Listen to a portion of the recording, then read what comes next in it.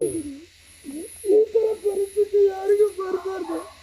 ಇದೇ ಜಾಗದಲ್ಲಿ ನನ್ನ ಮಗನ ಮಲಗಿಸಿದೀನಿ. ನನ್ನ ಮಗ ಇಲ್ಲೇ ನನ್ನ ಮಗಳಿಗೋಸ್ಕರ ಮಾಡಿದಂತ ಇದು ಇಲ್ಲೇ ಎಲ್ಲ ಹಾಕಿದೀನಿ. ಈ ತರ ಪರಿಸ್ಥಿತಿ ಬೇರೆ ಯಾರ ತಂದೆ ತಾಯಿಗೂ ಬರೋದು ಬೇಡ. ನನ್ನ ಮಗನಿಂದ ಮಲಗಿಸಿದೀನಿ. ನನ್ನ ಮಗನ ಜೊತೆ ಮಲಗಿದೀನಿ. ನನ್ನ ಮಗನ ಜೊತೆ ಮಲಗಿದೀನಿ.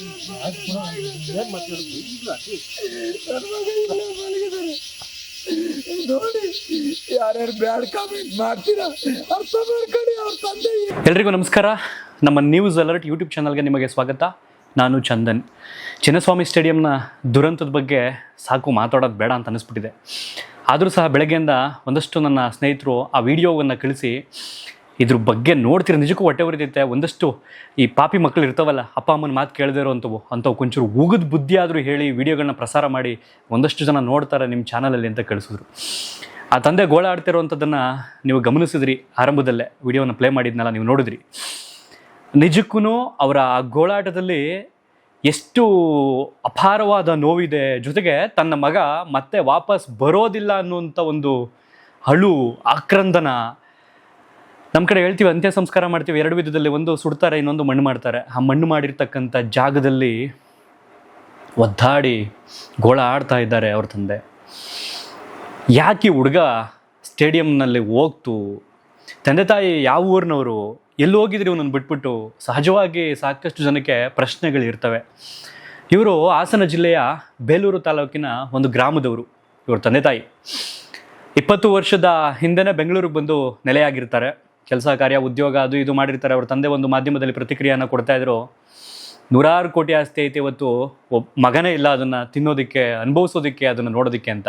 ಒಬ್ಬನೇ ಮಗ, ಯಾಕೆ ಅಷ್ಟೊಂದು ನೋವು ಅಂತ ನೀವು ಕೇಳ್ಬೋದು. ಏನು ಯಾರಿಗೂ ಮಕ್ಕಳು ಕಳ್ಕೊಂಡಿಲ್ವಂತ? 10 ಮಕ್ಕಳಾಗಲಿ 1 ಮಕ್ಕಳಾಗಲಿ, ಅವ್ರು ಎತ್ತು ಮಕ್ಕಳು ಅಂತಂದರೆ ಅದು ಎತ್ತವ್ರಿಗೆ ಎಗಣಾನು ಮುದ್ದು ಅಂತ ಹೇಳ್ತಲ್ಲ, ಆ ರೀತಿ ಒಬ್ಬನೇ ಮಗ. ಇನ್ನು ಆ ಕುಟುಂಬಕ್ಕೆ, ಆ ಫ್ಯಾಮಿಲಿಗೆ, ತಂದೆ ತಾಯಿಗೆ ವಂಶೋದ್ಧಾರಕ ಅಥವಾ ಮುಂದಿನ ಪೀಳಿಗೆ ಅನ್ನುವಂಥದ್ದೇ ಇಲ್ಲ ಈ ಥರ ದುರ್ಘಟನೆಯಿಂದ. ಬುಧವಾರ ಇಂಜಿನಿಯರಿಂಗ್ಗೆ, ಅಂದರೆ ಸೆಕೆಂಡ್ ಇಯರ್ ಇಂಜಿನಿಯರಿಂಗ್ ಮಾಡ್ತಿದ್ದಾನೆ ಹುಡುಗ. ಇಂಜಿನಿಯರಿಂಗ್ ಪದವೀಧರ, 2ನೇ ವರ್ಷದ ಕೋರ್ಸ್ ಮಾಡ್ತಿದ್ದಾನೆ. ಫ್ರೆಂಡ್ಸ್ಗಳ ಜೊತೆ ಏನಾಗ್ಬಿಡೈತೆ, ಕೊಹ್ಲಿ ಬರ್ತಾರೆ ಇವತ್ತು, RCB ಬರ್ತಾರೆ ಇವತ್ತು, ಹೋಗ್ಬಿಡೋಣ ಬೇಗ ಅಂತ ಅಂದ್ಕೊಂಡು ಕಾಲೇಜನ್ನು ಮುಗಿಸ್ಕೊಂಡು ನೇರವಾಗಿ ಚಿನ್ನಸ್ವಾಮಿ ಸ್ಟೇಡಿಯಂ ಹತ್ರ ಬಂದಿದ್ದಾರೆ. ಸ್ವಲ್ಪ ಬೇಗನೆ ಬಂದುಬಿಟ್ಟಿದ್ದಾರೆ ಈ ಹುಡುಗರು. ಹಿಂದೆ ಬಂದಿದ್ರೆ ಬಹುಶಃ ಕಾಲು ತುಳಿತದಿಂದ ಪಾರಾಗ್ತಿದ್ರೋ ಏನೋ. ಬೇಗನೆ ಬಂದುಬಿಟ್ಟಿದ್ದಾರಲ್ಲ, ಮುಂದೆ ಹೋದಂಗೆ ಹಿಂದೆ ಜನ ಸೇರ್ಕೊಂಡೈತಲ್ಲ, ಆ ಜನಸಂದಣಿಯಲ್ಲಿ ಹುಡುಗ ಸಿಕ್ಕಾಕೊಂಡಿದ್ದಾನೆ. ತುಳಿದಾಕ್ಬಿಟ್ಟಿದ್ದಾರೆ. ಆತನ ಮೇಲೆ ಹತ್ತೆಲ್ಲ ಓಡ್ಬಿಟ್ಟಿದ್ದಾರೆ. ಎಷ್ಟೋ ಜನ ಆಚೆ ಕರ್ಕೊಂಡ್ಬಂದು ನೆನ್ನೆ ಒಂದು ವಿಡಿಯೋ ಪ್ರಸಾರ ಮಾಡಿ ನಾನು ನಿಮಗೆ ತೋರಿಸ್ದೆ. ಯಾರೋ ಆಚೆ ಕಡೆ ಬಂದು ಆತನ ಎದೆಯನ್ನು ಅಮುಕ್ತಾ ಇರುವಂಥದ್ದು, ಪ್ರೆಸ್ ಮಾಡುವಂಥದ್ದು, ಹೇಗಾದರೂ ಮಾಡಿ ಉಸಿರು ಬರಲಿ ಅಂತ. ಮತ್ತೋರ್ವ ಬಾಯಿಗೆ ಬಾಯಿ ಕೊಟ್ಟು ಉಸಿರನ್ನ ತುಂಬ್ತಾ ಇರುವಂಥದ್ದು, ಹೇಗಾದರೂ ಮಾಡಿ ಜೀವ ಬಂದ್ಬಿಡ್ಲಿ ಹುಡುಗಂಗೆ ಅಂತ ಪಾಪ ಜನ ಸಾಕಷ್ಟು ಸಹಾಯ ಮಾಡ್ತಿದ್ರು. ದುರಾದೃಷ್ಟವಶಾತ್ ವಿಧಿಯ ಕೈವಾಡನೋ ವಿಧಿಯ ಆಡನೋ ಗೊತ್ತಿಲ್ಲ, ಆ ಹುಡುಗ ಬದುಕುಳಿಲೇ ಇಲ್ಲ. ಅದಾದ ನಂತರ ಮಾಧ್ಯಮಗಳಲ್ಲಿ ಸುದ್ದಿ ಪ್ರಸಾರ ಆಗುತ್ತೆ. 3ಕ್ಕೆ ಏರಿಕೆ, 4ಕ್ಕೆ ಏರಿಕೆ, 5ಕ್ಕೆ ಏರಿಕೆ, ಸಾವಿನ ಸಂಖ್ಯೆ 10ಕ್ಕೆ ಏರಿಕೆ, ಕೊನೆಗೆ ಫೈನಲ್ ಬಂದು ನಿಂತ್ಕೊಂಡಿದ್ದು 11ಕ್ಕೆ ಏರಿಕೆ.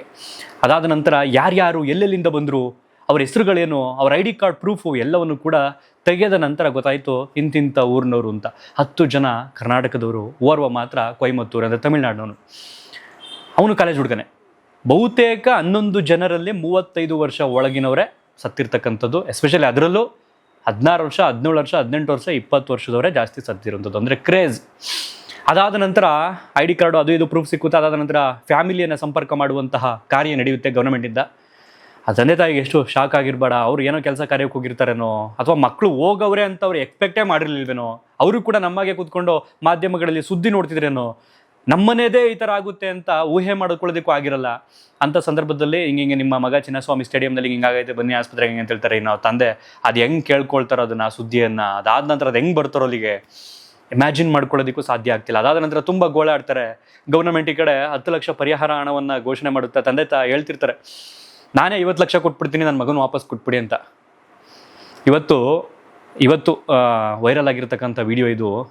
ಆತನ ಸಮಾಧಿ ಏನಿದೆ, ಆ ಹುಡುಗನ ಅಂತ್ಯ ಸಂಸ್ಕಾರ ಮಾಡಿರ್ತಕ್ಕಂಥ ಮಣ್ಣು ಮಾಡಿರೋ ಜಾಗ ಏನಿದೆ, ಆ ಜಾಗದಲ್ಲಿ ತಂದೆ ಗೋಳಾಡ್ತಿದ್ದಾರೆ, ಆಕ್ರಂದನವನ್ನು ತೋರುತ್ತಿದ್ದಾರೆ. ನನ್ನ ಮಗನ ಜೊತೆ ನಾನು ಮಲಗಿದ್ದೀನಿ, ಅವನಿಗೋಸ್ಕರನೇ ಜಾಗ ಮಾಡಿದ್ದು, ಅಲ್ಲೇ ಅವನನ್ನು ಮಣ್ಣು ಮಾಡಿದ್ದೀನಿ, ನನ್ನ ಮಗ ಇಲ್ಲೇ ಮಲಗಿದ್ದಾನೆ, ನಾನು ಅವನ ಜೊತೆ ಮಲಗಿದ್ದೀನಿ, ನನ್ನ ಕಷ್ಟ ಯಾರಿಗೂ ಬರೋದು ಬೇಡ, ನಮ್ಮ ಥರ ಈ ಗೋಳು ಯಾರಿಗೂ ಬರೋದು ಬೇಡ ಅಂತ ಬೇಡ್ಕೊಳ್ತಿದ್ದಾರೆ. ಈ ವಿಡಿಯೋ ಉದ್ದೇಶ, ಪುಂಡ್ರು ಎಷ್ಟೋ ಜನ ಇದ್ದೀರಿ ನೀವು, ತಂದೆ ತಾಯಿಗಳ ಕಷ್ಟ ನಿಮಗೆ ಗೊತ್ತಿಲ್ಲ. ಏನು ಕೆಲವರು ಅವತ್ತು ನನಗೆ ದುಃಖ ಹರಿದೋಯ್ತು ಅವತ್ತು RCB 15 ವರ್ಷದ ನಂತರ ಗೆದ್ದಿದ್ದಕ್ಕೆ. ನನಗೆ ನಿಮ್ಮ ತಂದೆ ತಾಯಿ ಕಷ್ಟಪಡ್ತವ್ರಲ್ಲ, ಅವ್ರ ಕಷ್ಟ ನೆನೆಸ್ಕೊಂಡು ನಿಮ್ಗೆ ಯಾವತ್ತೂ ದುಃಖ ಬಂದಿಲ್ಲ. ಒಂದು ಕ್ರಿಕೆಟ್ ತಂಡ ಗೆದ್ದಿದ್ದಕ್ಕೆ ನಿಮಗೆ ಆನಂದ ಬಾಷ್ಪ, ಕಣ್ಣೀರು ಎಲ್ಲ ಬಂದುಬಿಡ್ತು. ನಾನು ಹೇಳಿದ್ದೆ ಅವತ್ತು, ವಿರಾಟ್ ಕೊಹ್ಲಿ ಕಣ್ ತುಂಬಿಕೊಂಡಿದ್ದನ್ನು ನೋಡಿ ಎಲ್ಲೋ ಒಂದು ಕಡೆ ಒಂಥರ ಆನಂದ ಬಾಷ್ಪ ಬಂದಂಗೆ ಆಯಿತು ನಮಗೂ ಅಂತ. ಬಟ್ ಕೆಲವರಂತೂ, ನಾನಂತೂ 18 ವರ್ಷದಿಂದ ಕಾಯ್ತಾ ಇದ್ದೆ ಈ ಕಣ್ಣೀರು ಹಾಕೋದಕ್ಕೆ ಅನ್ನೋ ರೇಂಜ್ಗೆಲ್ಲ ಆಡ್ತಾ ಇದ್ದೀರಲ್ಲ ಮಕ್ಕಳು ನೀವು. ಬಟ್ ನಿಮ್ಮ ತಂದೆ ತಾಯಿಗಳ ಗೋಳು, ನಿಮ್ಮ ಹೆತ್ತವರ ಸಂಕಟ ನಿಮಗೆ, ನೀವು ಮದುವೆಯಾಗಿ ನಿಮಗೊಂದು ಮಗು ಗೊತ್ತಲ್ಲ, ಅವತ್ತು ಅರ್ಥ ಆಗುತ್ತೆ. ಅವ್ರ ಗೋಳಾಟ ಯಾರಿಗೂ ಬರೋದು ಬೇಡ, ಆದರೆ ಬರಬಾರ್ದು ಅಂತಂದರೆ ಈ 2005ನೇ ಇಸ್ವಿ ಮೇಲೆ ಹುಟ್ಟಿದಿರಲ್ಲ ಮಕ್ಕಳುಗಳು, ಪ್ರೆಸೆಂಟಿಗೆ ಏನು 22 ವರ್ಷ, 21 ವರ್ಷ, 18 ವರ್ಷ, 19 ವರ್ಷ, 23 ವರ್ಷ, ಅಂಡರ್ 25, 25ನೇ ವರ್ಷದೊಳಗಡೆ ಇದ್ದಿರಲ್ಲ ಮಕ್ಕಳುಗಳು, ಗಂಡು ಮಕ್ಕಳು ಎಸ್ಪೆಷಲಿ ಎದ್ರಲ್ಲೋ, ದಯವಿಟ್ಟು ಸ್ವಲ್ಪ ಕ್ರೇಜ್ನ ಕಮ್ಮಿ ಮಾಡ್ಕೊಳ್ರ, ಹುಚ್ಚಾಟ ಬಿಡ್ರ. ಇವತ್ತಲ್ಲ ನಾಳೆ ಯಾವುದೋ ಒಂದು ಮ್ಯಾಚ್ ಗೆಲ್ಲುತ್ತೆ, ಯಾವುದೋ ಒಂದು ಮ್ಯಾಚ್ ಸೋಲುತ್ತೆ, ಓಕೆ. ಸತ್ತವ್ರ ಮನೆಗೆ ಯಾರು ಬಂದು ಸಂತಾಪ ಹೇಳಲ್ಲ. ನಿಮ್ಮ ತಂದೆ ತಾಯಿಗಳ ಕಷ್ಟ, ನಿಮ್ಮ ತಂದೆ ತಾಯಿಗಳ ಗೋಳು ತೀರೋದು, ಅದನ್ನ ಯಾರು ತೀರೋದು. ಸರ್ಕಾರದವ್ರನ್ನ ಅನೌನ್ಸ್ ಮಾಡ್ತಾರೆ 10 ಲಕ್ಷ 20 ಲಕ್ಷ ತಗೊಂಡು ನಿಮ್ಮ ತಂದೆ ತಾಯಿ ನಿಮ್ಗೆ ಕಳಿಸ್ಬಿಟ್ಟು ಮೇಲಕ್ಕೆ ನಿಮ್ಮದೇ ಬದುಕ್ತಾರಾ? ಅವ್ರು ಆಸೆ ಪಟ್ಟಿರ್ತಾರೆ, ನೀವು ಅವ್ರ ಚಿತೆ ಕೊಳ್ಳಿ ಇಡಬೇಕು, ನೀವು ಅವ್ರಿಗೆ ಮಣ್ಣು ಮಾಡಬೇಕು, ನನ್ನ ಮಗ ಮುಂದೆ ನಿಂತ್ಕೊಂಡು ಅಂತ್ಯ ಸಂಸ್ಕಾರ ಮಾಡಬೇಕು ನಮ್ಮನ್ನ ಅಂತ ಆಸೆ ಪಟ್ಟಿರ್ತಾರೆ.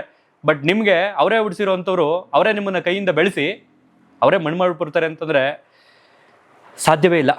ಒಟ್ಟಾರೆಯಾಗಿ ಈ ದುರಂತ ಸಂಭವಿಸಬಾರದಾಗಿತ್ತು, ಸಂಭವಿಸಿ ಆಗೋಯ್ತು. ಇನ್ನೇನೂ ಇಲ್ಲ ಮಾತನಾಡಿ ಇದ್ರ ಬಗ್ಗೆ ಇನ್ನೂ ಪ್ರಯೋಜನವಿಲ್ಲ. ಇದ್ರ ಬಗ್ಗೆ ಕಂಪ್ಲೀಟಾಗಿ ನಾನು ಇಲ್ಲಿಗೇನೆ ಇದನ್ನು ನಿಲ್ಲಿಸ್ತಾ ಇದ್ದೀನಿ. ನಾನು ಇನ್ನು ಮುಂದೆ ಯಾವ ಕಾರಣಕ್ಕೂ ಇದಕ್ಕೆ ಸಂಬಂಧಪಟ್ಟಾಗೆ ಮಾತನಾಡುವುದಿಲ್ಲ. ಯಾಕೆಂದರೆ ಮಾತಾಡ್ತಾ ಓದಂಗೆ ಜನ ಬದಲಾಗೋದಿಲ್ಲ, ಬದಲಾವಣೆ ಜನಕ್ಕೆ ಬೇಕಾಗೂ ಇಲ್ಲ. ಇವತ್ತಿದ್ದು ನಡೀತದೆ, ನಾಳೆಗೆ ಇನ್ನೊಂದೇನೋ ಯಾವುದೋ ಒಬ್ಬ ಸ್ಟಾರೋ ಯಾರೋ ಒಬ್ಬ ಬರ್ತಾನೆ ಅಂತಂದ್ರೆ ಹೋಗಲ್ಲಿ ಜನ ಸೇರ್ಕೊಳ್ತಾರೆ.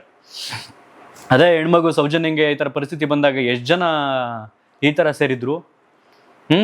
ಅದರಲ್ಲೂ ಆ ವಿಕ್ಟ್ರಿ ಪರೇಡ್ ಆಗಿರ್ಬೋದು ಅಥವಾ ಚಿನ್ನಸ್ವಾಮಿ ಸ್ಟೇಡಿಯಂ ಮುಂಭಾಗದಲ್ಲಿ 20% ಹೆಣ್ಮಕ್ಳು ಹೋಗಿ ಸೇರಿದ್ರಲ್ಲ, ನಿಮ್ಮ ಥರನೇ ಒಂದು ಹೆಣ್ಮಗುಗೆ ಆ ಥರ ಪರಿಸ್ಥಿತಿ ಬಂದು ಇಡೀ ರಾಜ್ಯ ಸಾಮಾಜಿಕ ಜಾಲತಾಣಗಳು ಕೂತ್ಕೊಂಡು ಹಿಂಗೆ ಮಾಡ್ತಿರ್ಬೇಕಾದ್ರೆ ಒಗ್ಗಟ್ಟಾಗಿ ಎಲ್ಲರೂ ಎಷ್ಟು ಜನ ಹೋಗಿ ಸೇರ್ಕೊಂಡಿದ್ರೆ ಇವತ್ತು ನಮ್ಮ ದೇಶ ಉದ್ಧಾರ ಆಗುವಂಥದ್ದು ಅಂಥ ಪರಿಸ್ಥಿತಿಗಳಲ್ಲಿ, ಸರ್ಕಾರ ಎಚ್ಚೆತ್ಕೊಳ್ಳುವಂಥದ್ದು ಅಂಥ ಸ್ಥಿತಿಗಳಲ್ಲಿ.